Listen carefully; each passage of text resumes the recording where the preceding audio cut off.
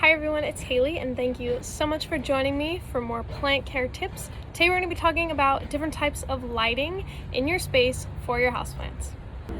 So I want to preface this with a little food for thought that no plant is actually a house plant. We're just fortunate enough that some of them have been modified or adapted to thrive in indoor conditions.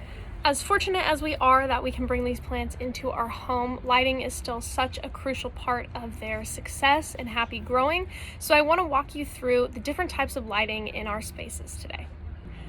You've probably heard the terms bright light, low light, medium light, direct light, indirect light. They're all kind of just out there floating, and so I want to give them a little more meaning today so that you can have a better understanding of what different plants will want. To start off, there are two conditions that will not be suitable for plants. The first being a room with no windows. I know it's so tempting to put a cute plant in your guest bathroom or your office, but if you don't have windows, your plant is going to die. Obviously, that type of condition would not be suitable for any plant. They all need light.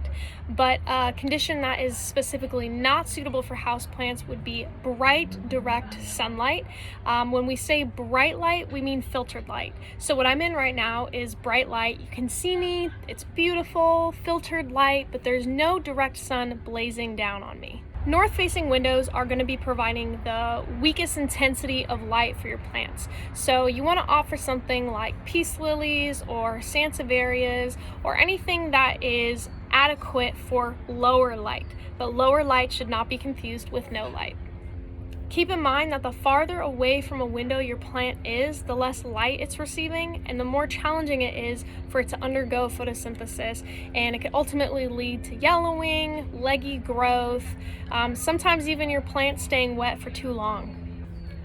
East-facing windows are great for plants that don't mind a morning dash of sunlight. So things like tillandsias or African violets and orchids are all great options. They don't mind a hint of morning sun, but that window is very small. So anywhere from maybe 7 a.m. to 9 a.m. would be okay.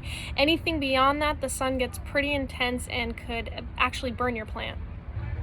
All these great plants that you're bringing into your home are greenhouse grown, so they're in the most ideal conditions, but they also have very sensitive leaves, and so they can be really susceptible to burning, which is why it's important that they're not getting direct sunlight.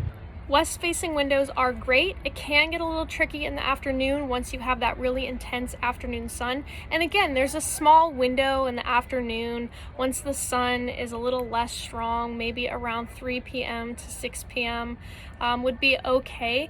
But anything from noon to really that lower, later afternoon sun, you want to avoid. An indicator that your plant might be receiving too much light could be washed out leaves. Sometimes they really lose their texture and pattern and they almost become just brown, tan, or even crunchy and really dry. Your most ideal lighting is going to be in a south-facing window, and it doesn't need to be directly in the window, just in the vicinity of that. And again, that lighting is going to look really similar to what I'm in now. It's comfortable lighting, it's bright, I can see in it, I can read in it. It's beautiful.